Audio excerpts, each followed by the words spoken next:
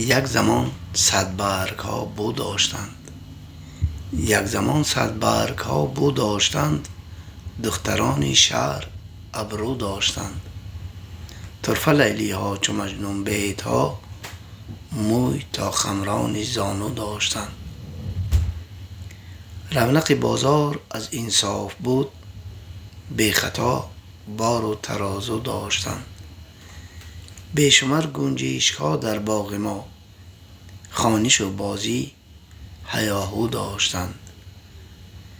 شعر تاجیکی غزل جوشک نبود، شعر تاجیکی غزل جوشک نبود.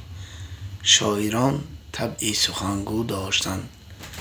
نه ایما، نه فیسبوک، نه تیک تاک، مردها بانو زنان شو داشتند.